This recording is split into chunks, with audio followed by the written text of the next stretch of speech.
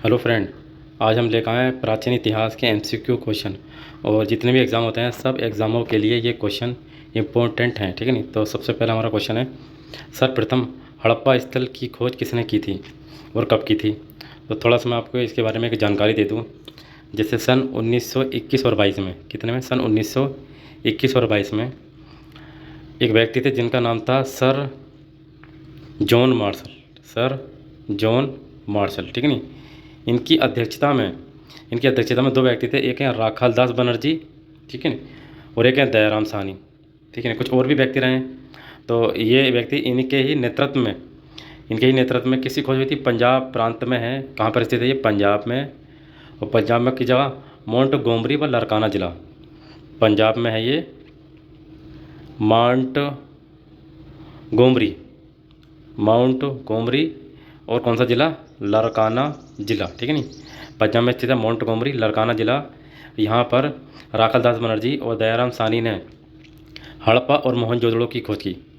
हड़प्पा की खोज की और क्या की खोज की, मोहनजोदड़ो की खोज की थी इन दो व्यक्ति ने।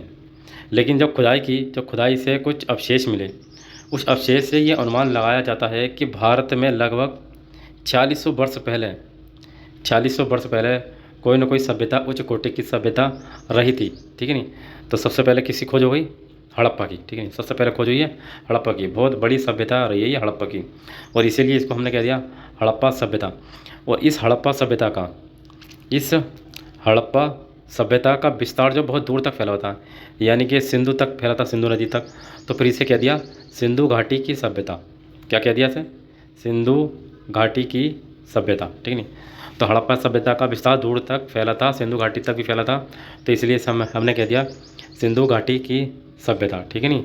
तो इसमें कह दिया। अब इसमें जो है हड़प्पा सभ्यता, अगर बात करें हड़प्पा सभ्यता, तो हड़प्पा सभ्यता की खोज किसने की थी, दयाराम साहनी ने। किसने की थी, दयाराम साहनी ने सन 1921 ईस्वी में। किसके नेतृत्व में की थी, सन जॉन मार्शल की अध्यक्षता में। किसकी अध्यक्षता में, सन जॉन मार्शल की अध्यक्षता में। उसके बाद आता है फिर मोहनजोदड़ो की खोज किसने की थी, वो की थी राखालदास बनर्जी ने, सन 1922 ईस्वी में। ये भी सन जॉन मार्शल की अध्यक्षता में की थी। तो दो सभ्यता की खोज आपको पता चल गई। हड़प्पा सभ्यता की खोज दयाराम साहनी ने की सन 1921 ईस्वी में। मोहनजोदड़ो की खोज राखालदास बनर्जी ने की सन 1922 ईस्वी में, ठीक है नहीं। अगला क्वेश्चन हम पढ़ते हैं। वैसे डिटेल्स में बहुत कुछ है, लेकिन हम एमसीक्यू क्वेश्चन कवर करेंगे। सन 1922 ईस्वी में मोहनजोदड़ो की खोज एवं उत्खनन कार्य किसने कराया था। तो कौन है आंसर इसका, राखालदास बनर्जी, सन 1922 ईस्वी में। अगला क्वेश्चन है, किसके नेतृत्व में दयाराम साहनी और राखालदास बनर्जी ने हड़प्पा एवं मोहनजोदड़ो की खोज की थी। तो कौन है वो व्यक्ति, सन जॉन मार्शल। सन 1921 से 22 के बीच में इसकी खोज हुई थी, ठीक है नहीं, सर जॉन मार्शल की अध्यक्षता में।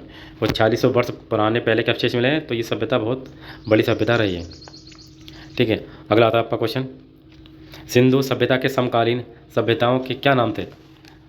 तो ये जो सभ्यता है, जैसे हड़प्पा सभ्यता की बात करें हम, हड़प्पा सभ्यता, तो ये कहा जाता है कि हड़प्पा सभ्यता जो है कि जैसे मिस्र की सभ्यता है और एक मेसोपोटामिया की सभ्यता है, मेसोपोटामिया की सभ्यता है, इससे काफ़ी मिलती जुलती ये सभ्यता मानी जाती है हड़प्पा सभ्यता। हड़प्पा सभ्यता जो है मिस्र की सभ्यता, जो मिस्र में जो सभ्यता रही उससे मिलती जुलती ये सभ्यता मानी जाती है। और एक मेसोपोटामिया की सभ्यता, उससे भी मिलती जुली ये सभ्यता मानी जाती है। क्यों मानी जाती होगी, क्योंकि उस समय कुछ व्यापार का लेन देन हुआ करता था इन लोगों के साथ, ठीक है, आदान प्रदान।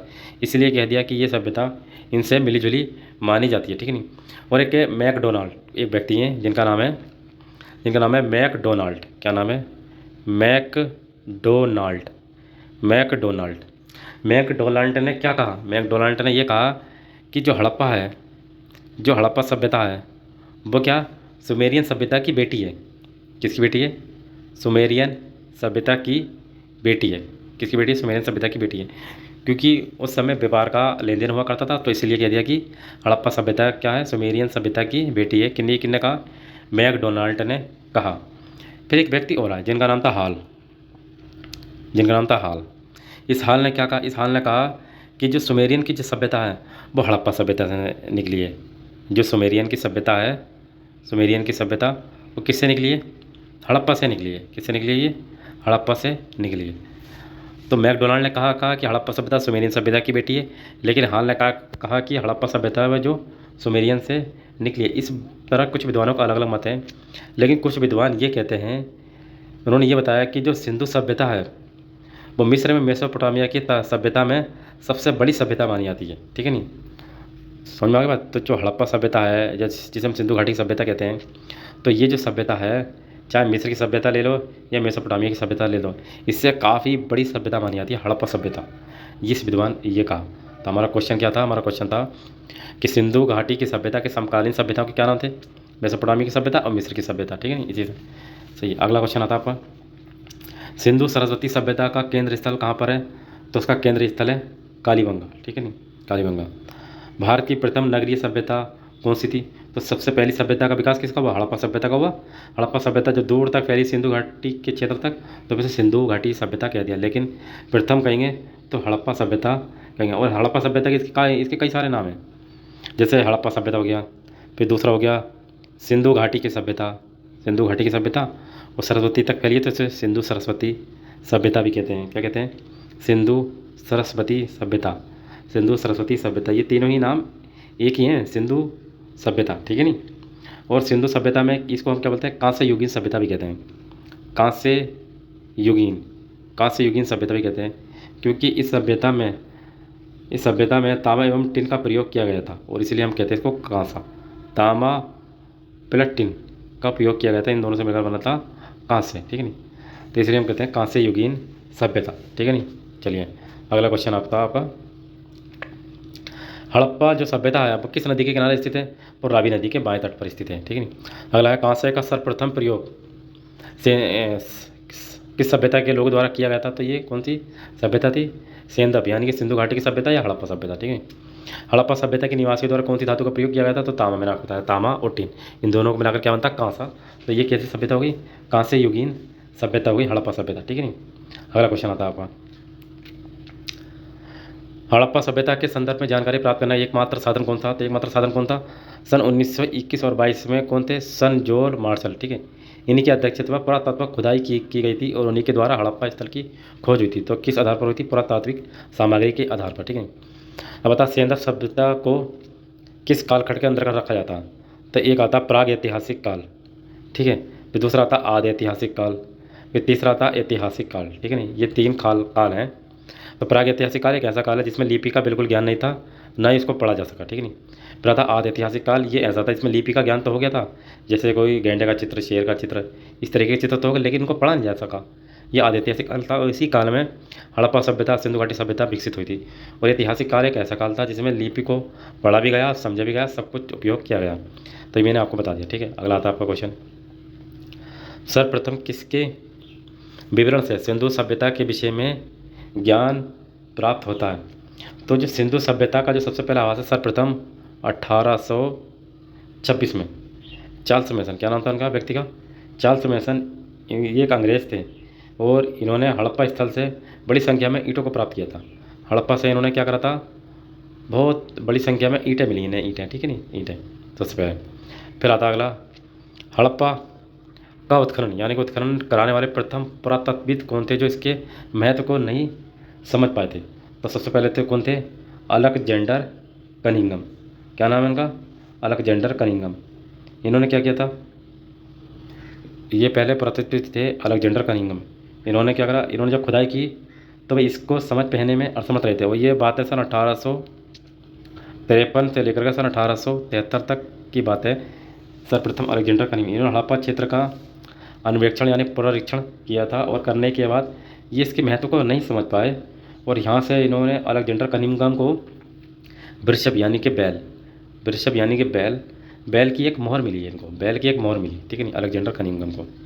अगला आता है आपका, किस पुरातत्व विज्ञान को भारतीय पुरातत्व का जनक किसे कहा जाता है? तो किसे कहा जाता है? अलेक्जेंडर कनिंघम को। भारतीय पुरातत्व सर्वेक्षण विभाग का प्रथम डायरेक्टर ये भी अलेक्जेंडर कनिंघम है। ठीक है नहीं। भारत में प्रागैतिहासिक स्थलों को खोजने का कार्य कौन करता है? तो ये कौन है? भारतीय पुरातत्व एवं सर्वेक्षण विभाग। ठीक है, इसके जनक कौन है? अलेक्जेंडर कनिंघम है। ठीक है नहीं। और भारतीय पुरातत्व विभाग की स्थापना किस वायसराय के काल में हुई थी? तो उस समय वायसराय थे लॉर्ड कर्जन वायसराय थे।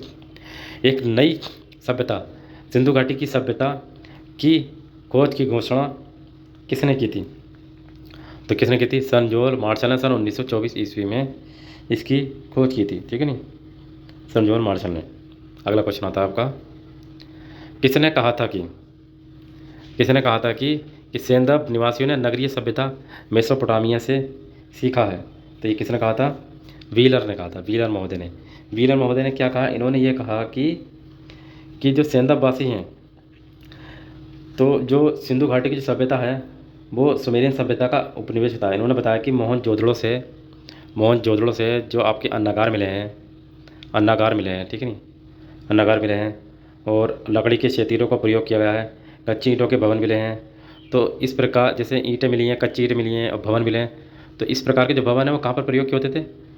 सुमेर में प्रयोग होते थे, सुमेरियन में। तो इसलिए ये कहते हैं कि जो सेंधा वासियों ने सुमेरियन सभ्यता से सीखा कि जो सिंधु घाटी की जो सभ्यता में जो मकान है, जो लकड़ी की चीज़ें उपयोग हुए हैं, वो सुमेर में भी ऐसी सभ्यता है। तो इसलिए ये कह दिया कि ये सभ्यता उससे मिलती जुलती है। इसलिए व्हीलर महोदय ने कहा ये बात। किस विद्वान का कथन है कि सेंधव एवं मेसोपोटामिया सभ्यता के जनक एक ही मूल के व्यक्ति थे? तो व्यक्ति थे डी कोशाम्बी। डी कोशाम्बी ने कहा कि मिस्र की सभ्यता, किसकी सभ्यता? मिस्र की सभ्यता, मेसोपोटामिया की सभ्यता, ठीक है नहीं, और सिंधु सभ्यता वो एक ही है। डी कोशाम्बी ने कहा कि एक ही सभ्यता है, ये नहीं कहा। अगला था, वर्गाकार मोहरों का प्रयोग कहाँ पर किया गया था? तो मैं आपको बता दूँ, जैसे सुमेरियन है, ठीक है नहीं, सुमेरियन में जो मोहरें थीं, जो वो मिट्टी से बनी होती थी। किससे बनी होती थी? मिट्टी से बनी होती थी। और ये कैसी मोहरें थी? बेलनाकार मोहरें थी। कैसी मोहरें थी? बेलनाकार मोहरें। सुमेरियन सभ्यता में मिट्टी से बनी होती थी और बेलनाकार मोहरें थी। और जबकि सिंधु घाटी में ये जो मोहरें थी वो काहे की बनी होती थी? शेर खड़ी की बनी होती थी। शेर खड़ी की बनी होती थी। और ये कैसी थी? ये जो वर्गाकार थी, कैसी थी ये? वर्गाकार, ठीक है। तो सुमेरियन सभ्यता में मिट्टी की बनी होती थी मोहरें, और सिंधु घाटी में शेर खड़ी की बनी होती थी। और सुमेरियन सभ्यता में मोहरें कैसी थी? बेलनाकार थी, जबकि सिंधु घाटी में वर्गाकार मोहरें थी। और एक बात और बता दो, सुमेरियन सभ्यता में जो जो लिपि का प्रयोग किया गया वो लिपि कैसी थी? कीलाक्षर लिपि थी। कैसी थी? कीलाक्षर लिपि थी। कीलाक्षर लिपि थी और इसमें 900 अक्षर थे, 900 अक्षर थे। और जबकि सिंधु घाटी सभ्यता में लिपि कैसी थी? चित्रात्मक थी। कैसी लिपि थी? ये चित्रात्मक, भाव चित्रात्मक। और इसमें कितने शब्दों का प्रयोग किया गया है? 400 शब्दों का प्रयोग किया गया है। तो आई होप आपको ये दोनों बातें समझ में आई होंगी, ठीक है नहीं। तो हमारा क्वेश्चन क्या था? अगला हमारा क्वेश्चन था कि वर्गाकार मोहरों का प्रयोग कहाँ किया गया है? सिंधु घाटी सभ्यता में। और लिपि कैसी थी? चित्रात्मक थी। और कितने अक्षर थे? 400 अक्षर, ठीक है नहीं। अगला क्वेश्चन है, सुमेरियन लिपि में कितने अक्षर होते थे? 900 अक्षर होते थे।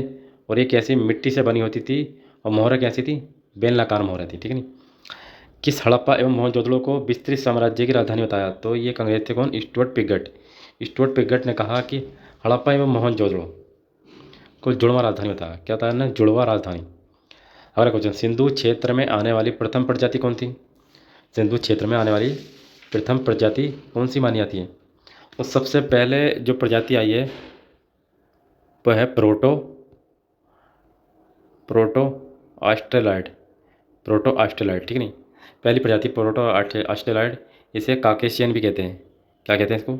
काकेशियन, ठीक है नहीं, काकेशियन। ये कहाँ पाई जाती है? मध्य भारत में पाई जाती है। ये मध्य भारत में पाई जाती है, ठीक है नहीं।